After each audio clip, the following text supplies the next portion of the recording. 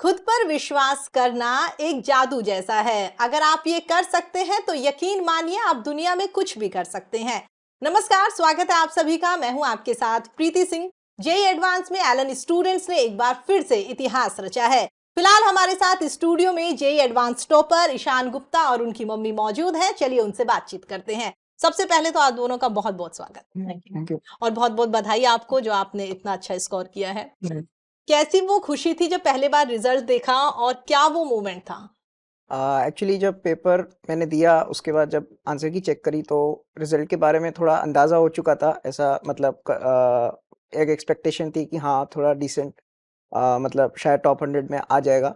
हम्म। और मतलब ये उम्मीद नहीं थी, जो रैंक मेरे जैसे 31 थी तो ये उम्मीद नहीं थी कि 31 आ जाएगी। हम्म। तो एक काफ़ी अच्छा लगा, बहुत अच्छा लगा। मतलब ऐसा लगा कि ड्रीम ट्रू हो गया, बिल्कुल। क्योंकि हमने 2 साल इसके ऊपर काम किया और फिर हमें वो जो अचीवमेंट थी वो मिल गई। तो बहुत अच्छा लगा, बहुत ट्रांसफॉर्मेटिव लगा।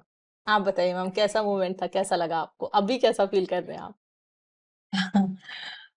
बहुत ही एक्साइटमेंट थी घर में, काफी खुशी थी, सब जगह से कॉल आ रहे थे एंड मुझे विश्वास था कि ईशान विद इन 50 आएगा, तो आई वाज क्वाइट कॉन्फिडेंट। तो रिश्तेदारों के फोन आ रहे हैं, जो 2 साल की मेहनत थी वो साकार होती हुई नजर आ रही है। हाँ, बिल्कुल। जी। ईशान, अगर हम बात करें आपके करियर की तो कब आपके मन में ऐसा थॉट आया कि मुझे जेई एडवांस क्लियर करना है, मेरे को इंजीनियर बनना है, कब आपको ऐसा लगा?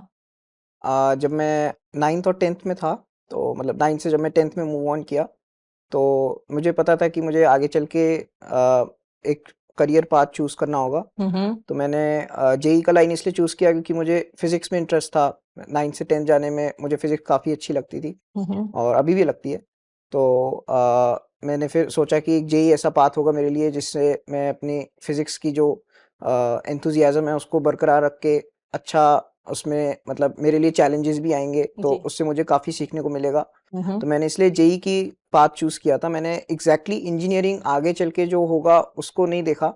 मैंने सिर्फ़ जेईई एज़ एन एग्ज़ाम को देखा था, तो उससे मुझे लगा कि बहुत अच्छा, मतलब फिज़िक्स, केमिस्ट्री और मैथ्स में एक बेस तैयार हो जाएगा। हम्म। तो इसलिए मैंने फिर 10th से डिसाइड कर लिया था कि मैं आईआईटी जेईई के लिए तैयारी करूँगा। ओके।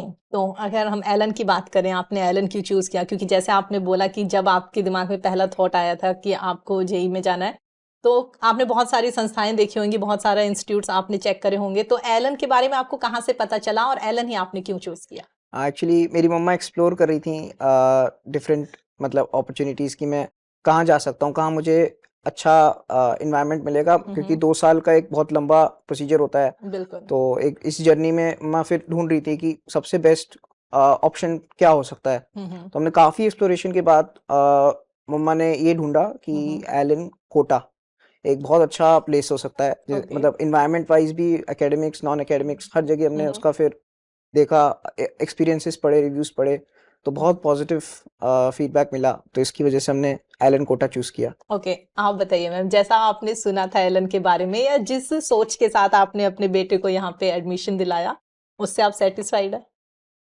ये मोर देन सेटिस्फेक्शन है, it's beyond my expectations, because Allen आपको एक माहौल ही नहीं देता है, आपको जितने भी जो बेसिक रिक्वायरमेंट्स हैं, नॉट ओनली दोज रिक्वायरमेंट्स, जी। Not only the, I mean it gives you everything you can think of, right from the infrastructure, academic material, exposure, and of course the academic, which is Allen's USP. जी। So Allen provides everything you can think of. Okay, आप कहाँ से हैं ma'am और यहाँ पे कितने time से रह रहे थे आप? मैं ईशान के साथ जेई की तैयारी के लिए यहाँ पर 11th में ईशान के साथ आई हूँ, और उससे पहले 10th में ईशान ऑनलाइन कर रहा था। तो वो टाइम कैसा था? कितना मुश्किल रहता था अपने घर को मैनेज करना और फिर यहाँ ईशान के साथ रहना? कैसे मैनेज किया आपने? No, I was here for full time with Okay. Ishan from in 11th and 12th. Yes, तो बाकी I didn't visit my home. वही वही, Okay, मतलब yes. एक सेक्रीफाइस तो रहा कि इसका बेस्ट हो, इसके लिए आपने वहां पे जाना बहुत कम हो पाया आपका। बिल्कुल। ईशान, अगर एलन सिस्टम की बात करें, स्पेशली अगर एकेडमिक्स की हम बात करें, तो एकेडमिक्स जो है वो क्या आपको एलन का सबसे अलग लगता है, और क्या एक ऐसी बेहतरीन चीज है जो आपको लगता है कि वाकई हर किसी की लाइफ में वो आना चाहिए ताकि इंसान कुछ नया सीख सके? एलन एकेडमिक्स में तो मतलब जो एलन का मटेरियल है वो मोर देन सफिशिएंट है, और एक तरीके से एलन पे आप डिपेंड हो सकते हो। उसका मटेरियल ऐसा होता है कि मतलब अगर आप उसको सिर्फ ब्लाइंडली फॉलो करोगे तो वो गारंटी दे देगा कि आपको जो चाहिए वो मिल जाएगा। तो एक वो जो एक ट्रस्ट है वो एलन के मटेरियल में है, और उसके अलावा जो आपको चाहिए उसके अकॉर्डिंग आपको सपोर्ट मिल सकता है एलन सिस्टम से। तो उस चीज़ का भी एक मतलब एक रिलीफ होती है कि हाँ जो हमें चाहिए वो मिल जाएगा। और उसके अलावा एलन का सबसे बेस्ट मुझे मतलब एक ऐसा फीचर लगता है कि चाहे एकेडमिक हो चाहे नॉन एकेडमिक, आपको as a student Allen develop करने में मदद करता है। आगे आपका मोटिवेशन हमेशा वो स्टेबल रखता है, और जो टीचर्स हैं मेंटर्स हैं वो आपको कॉन्स्टेंटली गाइडेंस देते रहते हैं, और वो क्लोज वॉच रखते हैं आप पर कि आप कोई मिस्टेक ना करो, आप कहीं भटक ना जाओ। तो एलन का जो टेस्ट प्रोसीजर है, जो टेस्टिंग है, रेगुलर टेस्टिंग है, वो बहुत अच्छी तरीके से आपको आपके जो जो कॉन्सेप्ट मिसेस हैं या डाउट्स हैं उनको क्लियर करते रहने में मदद करता है आपको। जो आपकी वीकनेसेस हैं उसको पता करने में और डेवलप करने में हेल्प करता है। बिल्कुल, तो कह सकते हैं कि हर स्टूडेंट को मॉक टेस्ट जो है वो जरूर देना चाहिए, क्योंकि बहुत सारी चीजें क्लियर होती हैं। हाँ, स्पेशली जैसे एलन के मॉक टेस्ट से मुझे काफ़ी हेल्प हुई, क्योंकि मतलब मॉक टेस्ट में एक तरीके से आप जब देते हो तो आप मिस्टेक्स को आइडेंटिफाई करने के लिए देते हो, जो टाइम ड्यूरेशन में, टाइम बाउंड मैनर में, तो उससे एक तरीके से आपका माइंड का डबल डेवलपमेंट होता है। आप क्वेश्चंस भी सॉल्व करने हैं आपको, और टाइम बाउंड मैनर में एक ऐसे इन्वायरमेंट में सॉल्व करने हैं जहाँ पर आप बहुत स्ट्रेस फील कर सकते हो। तो उसको कंफर्टेबल बनाने के लिए एलन ने बहुत सारे मॉक टेस्ट दिए, और तो डेफिनेटली करने चाहिए एलन के मॉक टेस्ट। ईशान, अगर आपके डेली रूटीन की हम बात करें तो आपका डेली रूटीन क्या रहता था? स्पेशली जो स्टूडेंट्स देख रहे हैं उन्हें अगर आप बताना चाहें कि टॉपर्स कैसे स्टडी करते हैं या उनका दिन का क्या दिनचर्या रहती है, तो वो जरा बता दीजिए। मेरे डेली रूटीन तो फिक्स नहीं था, मतलब ऐसा नहीं था कि एकदम फिक्स है कि अब उठना है, अब और खाना है, घंटे ही पढ़ाई करनी तो है। हाँ, और स्टडी टाइम भी फिक्स नहीं था। बस हाँ, जनरली ये होता था कि मैं सुबह का टाइम ज़्यादा प्रेफर करता था। हमारी क्लासेस सुबह में होती थी, तो मैं 5 बजे 5:30 ऐसे मतलब उठ जाता था। और हमारी क्लासेस सुबह से होती थी, तो पहले जो 2-3 घंटे होते थे उसमें फ्रेश वार्म अप एक्सरसाइज होके फिर मैं जो क्लासेस के लिए जो नोट्स, जैसे केमिस्ट्री में मुझे नोट्स रिवाइज करते रहना पड़ता था, तो मैं केमिस्ट्री के नोट्स देखता था और जो भी होमवर्क था उसको एक बार चेक करता था कि कौन सा हो गया, और डाउट्स अपने कंपाइल करता था, और फिर क्लास में जाता था। फिर क्लास से आके घर पर जो होमवर्क वो देते थे टीचर्स, वो खुद ही इतना कॉम्प्रिहेंसिव होता था कि मतलब पूरा टाइम हम होमवर्क ही करते थे, और वो सफिशिएंट रहता था उससे तीनों सब्जेक्ट्स का, क्योंकि होमवर्क था तो तीनों सब्जेक्ट्स का बैलेंस रहता था। तो ऑन एवरेज 5 to 6 आवर्स की सेल्फ स्टडी क्लासेस के बाद हो जाती थी मैनेज। फिर शाम को बस थोड़ा सा लंच में मैं मतलब 1 घंटा लंच और वॉक और थोड़ा रिलैक्स करके फिर मैं 10 बजे के करीब सो जाता था। ओके। ईशान ने जो मुकाम हासिल किया है मैम, आज जो टॉपर ये बना है, इसके पीछे कह सकते हैं इसकी खुद की मेहनत तो है ही, एलन सिस्टम ने भी काफ़ी सपोर्ट किया है, लेकिन कहीं ना कहीं कह सकते हैं कि फैमिली का माहौल जो है वो मिलना बेहद ज़्यादा ज़रूरी है। दोनों चीज़ें परफेक्ट हैं, लेकिन अगर फैमिली में माहौल नहीं मिल पा रहा, बच्चा उस तरह से चीज़ें, एक होता है ना शेयर करना अपनी बातें, वो अगर पेरेंट्स से नहीं कर पा रहा तो कहीं ना कहीं चीज़ें जो है वो डिमोटिवेट होती है। तो कैसे आपने उस माहौल को मैनेज किया कि आपका बेटा आज यहाँ पे है? ईशान की जर्नी में अप्स एंड डाउन्स भी आए हैं काफ़ी। कई बार ऐसा हुआ है कि इसके टेस्ट में नंबर कम आए हैं। तो ईशान थोड़ा इंट्रोवर्ट है, तो जल्दी से बताता नहीं है कि ही इज फीलिंग सैड और समथिंग। तो पर मैं देख के समझ जाती थी कि ईशान आज मतलब अपने मार्क्स की वजह से उदास है। तो I always use to motivate him कि कोई बात नहीं, दीज आर ओनली टेस्ट। तो और टेस्ट में गलतियां करोगे तभी तो आगे उन गलतियों को सुधारोगे, और हमेशा नई गलतियां करो, जिससे और पुरानी गलतियों को रिपीट मत करो। बिल्कुल बिल्कुल। क्योंकि नई गलतियां करके ही मुझे पता चलेगा कि मेरे और पॉसिबल वीक एरियाज क्या हो सकते हैं। तो हम उन पे काम करते थे दोनों मिलके, एंड इसके सारे जितने भी एरर्स होते थे वो हम एक जगह कंपाइल करके रखते थे। ओके। और मैं तो उसका पूरा एनालिसिस भी करके रखती थी जी जी जी। कि इनके यहाँ इसमें एरर्स हैं, टीचर्स से बात करते थे। जी। एंड जो अगर कुछ बैकलॉग भी हो जाता था तो वो भी हम उसके लिए भी, क्योंकि ये जो चीजें होती हैं, ये जो ऑब्स्टिकल्स होते हैं, जैसे कि बैकलॉग हुआ बिल्कुल। या फिर एरर्स हुए, डाउट्स पेंडिंग हो जाते हैं, तो कई तरीके के बैकलॉग होते हैं। बिल्कुल, और तो उससे स्टूडेंट काफी परेशान हो जाता है बहुत, अगर वो एक बिकॉज साथ इकट्ठे हो वो जाए काफी एग्जाम। इंटरनल स्ट्रेस बच्चे के माइंड में डेवलप करता है, जो वो एक्सप्रेस भी नहीं कर सकता, क्योंकि उसको डर लगता है कि आगे वाला कोई मेरी वीकनेस ना समझे वही इसको। वही वही, हाँ, तो उन सबको मैनेज करना, उन करना सबका ट्रैक रखना, तो वो एक पेरेंट्स की बहुत बड़ी जिम्मेदारी है जो वो होती आपने है। बखूबी निभाई है। बिल्कुल मैम। क्योंकि जब हमारे पास इस चीज का कंट्रोल होगा तो जी, तभी हम उसको इमोशनल सपोर्ट दे सकते हैं कि दे देयर इज नो सकते हैं। नथिंग टू वरी अबाउट, वो हो जाएगा। ईशान, जैसे आपकी मम्मी ने बताया कि बैकलॉग्स है, या अगर सिली मिस्टेक की हम बात करें तो उनसे खुद आप कैसे इम्प्रूव करते थे? सिली मिस्टेक से तो मैं अभी भी इम्प्रूव कर रहा हूँ, तो वो एक कंटिन्यूस प्रोसेस है मुझे लगता है। बाकी बैकलॉग्स तो रहे हैं मेरे, काफ़ी बैकलॉग्स रहे थे बीच में। तो एलन ने ये एक सिस्टम दिया हुआ था कि जब आपकी क्लासेस ओवर हो जाती हैं तो आपको काफ़ी टाइम मिलता है बीच में बैकलॉग को कंप्लीट करने का। उसके अलावा संडेज पे आप बैकलॉग कंप्लीट कर सकते हो। और तो उसको एज अ मैं मतलब मैं प्लान करता था कि मुझे बैकलॉग को टाइम बाउंड मैनर में कुछ टॉपिक उठाता था और उनको करता था। तो उससे फिर एक तरीके से उस टॉपिक का रिवीजन हो जाता था उस टाइम बाउंड में मैनर में उसको करने से। तो ऐसे धीरे धीरे धीरे धीरे बैकलॉग कंप्लीट होता चला गया। उसके अलावा सिली मिस्टेक्स तो मेरी हुई हैं और होती रहती हैं, सबकी होती हैं। पर सिली मिस्टेक्स अवॉइड करने का बस एक ही मेरे हिसाब से एक सॉल्यूशन है कि जी, आप कूल रहो और मेडिटेशन करो।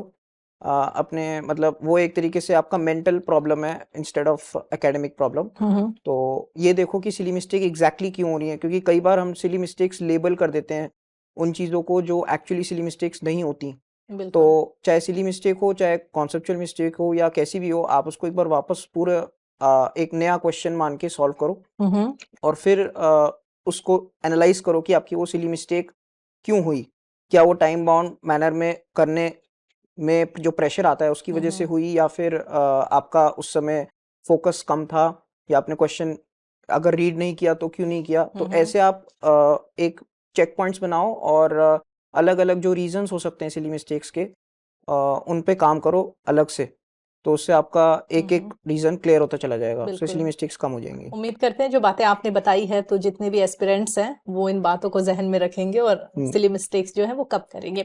ईशान, अगर पढ़ाई के अलावा बात करें तो क्या क्या हॉबीज है आपको? पढ़ाई के अलावा क्या क्या करना पसंद करता है आपको, जो आपको लगता है कि ये करके मुझे सुकून मिलता है और एकदम रिलैक्स फील होता है? पहले तो मैं दोस्तों के साथ बैडमिंटन खेलता था, उससे काफ़ी रिलीफ मिलती थी, अच्छा लगता था। उसके अलावा मैं चेस भी खेलता था, और दोस्तों के साथ बातें करना, उनके साथ लंच और डिनर में टाइम स्पेंड करना, पेरेंट्स के साथ बात करना। उसके अलावा अलग अलग चीज़ों को एक्सप्लोर करना, मतलब जो हो रही है हमारे अराउंड, पढ़ाई के अलावा भी, जैसे कुकिंग हो गया या कोई भी ऐसी हॉबी, मतलब लोगों को नाइस। देखना। तो वो मुझे फैसिनेट करता था, अच्छा लगता था। ओके मैम, एलन में आने के बाद में ईशान में आपको क्या कुछ चेंजेस दिखाई देते हैं? क्या आपको लगता है कि ये चेंज आया है और ये बहुत अच्छा चेंज है, काफी नई चीजें ईशान ने यहाँ आके सीखी? शान एक मतलब ये ग्रोन अप पर्सन बन रहा है, काफी मैच्योर हो रहा है, जी। अपनी रिस्पॉन्सिबिलिटीज काफी हद तक खुद लेने लगा है, और एकेडमिक तो ये पूरा कंप्लीटली अपने आप ही करता है। ओके। और बाकी इमोशनली उसका भी काफी डेवलपमेंट हुआ है यहाँ पर, फ्रेंड्स के साथ हाँ जी। और टीचर्स के साथ, क्योंकि एलन में टीचर्स आपको एकेडमिकली ही सपोर्ट नहीं करते हैं, they also grow you, they also help you grow by age and emotionally. तो उसमें इसको काफी, मतलब मुझे काफी चेंज लगा है ईशान के अंदर इस ओके। पर्सपेक्टिव से। ईशान, लाखों स्टूडेंट एग्जाम देते हैं और कुछ स्टूडेंट्स के कह सकते हैं कि सपने यहाँ पे पूरे होते हैं, तो उन कुछ स्टूडेंट्स में से अब आप भी एक हो। तो जो स्टूडेंट्स आपको देख रहे हैं, जो आप जैसा बनना चाहते हैं, उन सभी के लिए फिलहाल आप एक आइकन बन गए हैं। तो पहला सवाल तो यही कि उन स्टूडेंट्स को आप क्या कहेंगे जो आप जैसा बनना चाहते हैं, और दूसरा ये कि आपका आइकन कौन है और क्यों? पहले तो जो स्टूडेंट्स इस सपने को लेके आए हैं, जेई के सपने को, पहले उनको खुद पे एक ट्रस्ट होना चाहिए और कॉन्फिडेंस होना चाहिए कि हाँ, अगर मैंने जेई जैसा कुछ ड्रीम किया है तो वो एक अपने आप में एक अचीवमेंट है। तो जो भी इस जर्नी के थ्रू जा रहा है वो खुद ही एक विनर है। उसके अलावा सबसे पहले आपको ये कॉन्फिडेंस रखना चाहिए, और उसके अलावा आप प्रिपरेशन में अपना जो आप जिस भी सिस्टम के साथ एसोसिएटेड हैं, जहाँ पर भी हैं, वहाँ पर उस सिस्टम के साथ कंप्लीटली एसोसिएटेड रहें, फॉलो करें उस सिस्टम को ब्लाइंडली, और ट्रस्ट रखें, और अपना काम करते रहें, कभी कोई डिस्ट्रैक्शन में ना फंसें, और अपने सिली मिस्टेक्स पे फोकस करें, और अपने जो भी टेस्ट्स दे रहे हैं उनमें मिस्टेक्स हो रही हैं उन पे फोकस करें। हर एक चीज़ को स्टेप बाय स्टेप देखें, टीचर से बात करें, मेंटर्स से गाइडेंस लें, और स्ट्रैटेजी बनाएं पेपर को अटेम्प्ट करने की, प्रीवियस ईयर पेपर्स अटेम्प्ट करें, और जो भी आपको कहा जा रहा है उसको ड्यूली कंप्लीट करते रहें, उसमें बिल्कुल आलस ना करें, और ज़रूर आपको सक्सेस मिलेगी उसमें, ये गारंटी है। ओके। और उसके अलावा जो मेरा icon, as far as my hmm. Icon is concern, अभी तो फिलहाल मेरा कोई आइकन नहीं है। मेरा आइकन एक तरीके से जो फ्लो ऑफ टाइम है वही है। मैं जो टाइम के साथ आगे बढ़ना चाहता हूँ, तो जो आएगा वो मैं उसको हैप्पीली एक्सेप्ट करूँगा। ओके, तो अभी फिलहाल तो आइकन नहीं है कोई। ठीक है। तो फोन यूज करते हैं आप? फ़ोन, हाँ, मेरे पास एक फ़ोन है। सोशल मीडिया से कैसे दूर रहे आप इस दरमियान? सोशल मीडिया से तो पहले मैं इसलिए दूर रहा क्योंकि मेरे पास अवेयरनेस ही नहीं थी।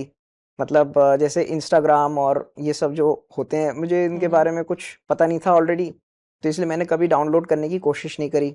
मुझे इनके बेनिफिट्स या जो भी लोगों को अट्रैक्शंस होती हैं इनसे, वो मेरे लाइफ में अभी तक नहीं आई। तो हाँ, मेरे पास यूट्यूब था बस। अब मुझे तो ये भी नहीं पता कि सोशल मीडिया में यूट्यूब आ सकता है कि नहीं। तो मैं मेनली पैसिव लिसनर था, ना कि एक्टिव पार्टिसिपेटर सोशल मीडिया के प्लेटफॉर्म पे। मतलब यूट्यूब को मैं एज अ प्लेटफॉर्म मानता हूँ जिसमें आप एक पैसिव लिसनर हो, तो वो मैं थोड़ा बहुत देखता था यूट्यूब पे वीडियोस, चाहे मुझे एंटरटेनमेंट के लिए देखनी हो या स्टडी रिलेटेड देखनी हो। तो मेरी लाइफ में मतलब मैंने अपने आप को इन सब से दूर रखा। आप भी अपने आप को इन सब से दूर रख सकते हैं। पेरेंट्स और टीचर्स ने उस मामले में मुझे हेल्प करी बिल्कुल। डिस्ट्रैक्शंस अवॉइड करने के लिए। ओके मैम, कोई बेस्ट मोमेंट ईशान का आप हमारे साथ शेयर करना चाहें? मुझे लगता है कि हर मोमेंट ही बेस्ट है, because we enjoyed every minute of our preparation, चाहे वो उसमें अप्स रहे हों या डाउन्स रहे हों, हमने हर मिनट को एंजॉय किया भी। मतलब हमने थॉरली अपनी जर्नी को एंजॉय किया है। आज डेस्टिनेशन पे ईशान पहुंचा है, which is again a beginning for a new journey. जी। पर हमने उस ट्रांजिशन को थॉरली एंजॉय किया है। तो एक एक पर्टिकुलर बेस्ट मोमेंट निकालना तो थोड़ा मुश्किल है। शायद मैं रिकॉल भी नहीं कर पा रही हूँ क्योंकि I enjoy every minute. Okay. Allen की कोई एक बात जो सबसे ज्यादा खास लगती है? एलन की हर बात ही खास है, पर सबसे ज्यादा मुझे अच्छा लगता है कि यहाँ एक आपको ये नहीं लगता है कि आप अपने घर से दूर हैं, और आपको यहाँ एक अपनापन लगता है हर चीज में।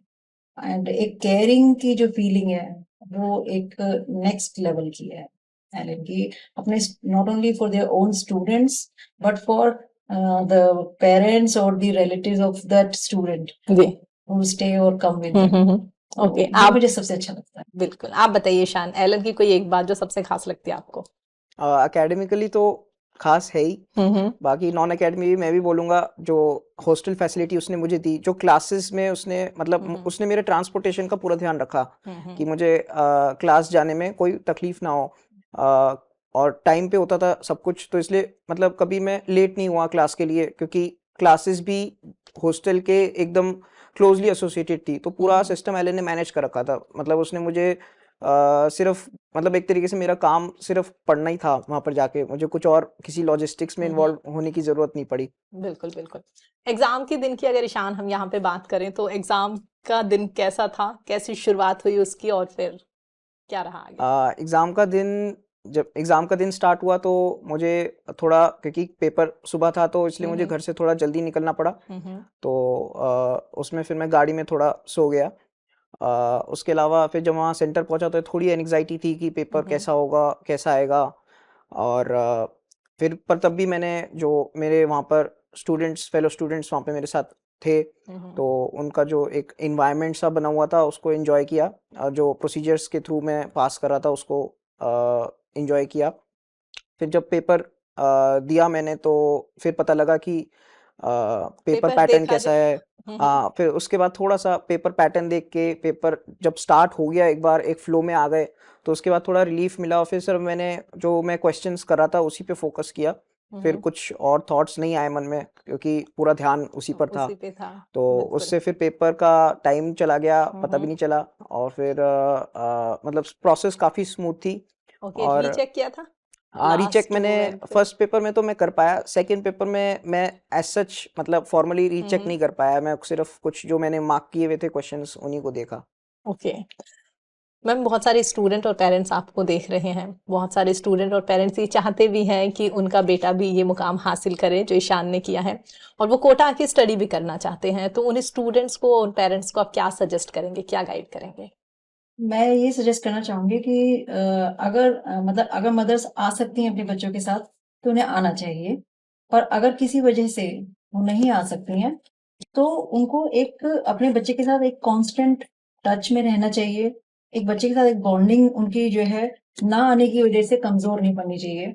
वो बॉन्डिंग वो तभी बनी रहेगी जब वो अपने बच्चे से रेगुलर टच में रहेंगे, रेगुलर से बात करते रहेंगे, और उन्हें अपने बच्चे की आवाज सुनकर पता चल जाना चाहिए कि बच्चा किस इमोशन से निकल रहा है, क्योंकि जी। वो एकेडमिकली पेरेंट्स सपोर्ट चाहे ना कर पाए बच्चे को, पर हम्म इमोशनल सपोर्ट बहुत इंपॉर्टेंट होता है अपने एकेडमिक ऑब्जेक्टिव्स या किसी भी ऑब्जेक्टिव को अचीव करने के लिए। हम्म तो जैसा अब आपने बताया था कि ईशान जो है वो बताता नहीं था जल्दी, हाँ, है ना, ऐसे लेकिन बहुत आपको यस पता चल जाता था, यस है ना? तो वो एक इनर सेंस होती है पेरेंट्स के अंदर। हाँ जी, तो हाँ। उसको मुझे ऐसा लगता है कि पेरेंट्स को बच्चे के साथ एक बॉन्डिंग डेवलप करनी चाहिए, जिससे कि बच्चा कभी कुछ छुपाए ना उनसे, हम्म और अपने सब सब चीज को, अपने चाहे वो किसी भी तरीके की हो, पॉजिटिव हो नेगेटिव हो, हम्म पॉजिटिव हैबिट्स हो नेगेटिव हैबिट्स हो, वो खुल के बताए, एंड व्हाट उनसे अबाउट डरे ना। कोटा? कोटा में आप इतने टाइम रहे, तो कोटा के बारे में क्या कहना चाहेंगे आप? Kota is a wonderful place. मैं हमेशा मैं हमेशा मेरे हॉस्टल के पास एक जी। मंदिर है, वहां जाती थी। तो मैं वहां पंडित जी से हमेशा बोलती थी कोटा की हवा में भगवान है, क्योंकि मुझे यहाँ पर हर जी। जगह मंदिरों की घंटियां सुनाई देती हैं, भजन कीर्तन सुनाई देते हैं। तो हाँ मुझे जी। इनफैक्ट मेरे अंदर जो रिलीजियस एक वो आई है, डेडिकेशन, जी। भक्ति जो आई है, वो मुझे कोटा में ही आई है। अरे तो वाह! इसको मैं हमेशा याद रखूंगी और कोटा की हमेशा ऋणी रहूंगी इसके लिए। बिल्कुल मैम, बिल्कुल। ईशान, एक आखिरी सवाल, जो स्टूडेंट्स कोटा आना चाहते हैं, जो आपकी तरह एक बेहतरीन मुकाम हासिल करना चाहते हैं, उन स्टूडेंट्स को क्या सजेस्ट करेंगे? अ, आप जिस लक्ष्य को लेकर आए अपने साथ, उस पर फुल्ली डेडिकेटेड रहिए।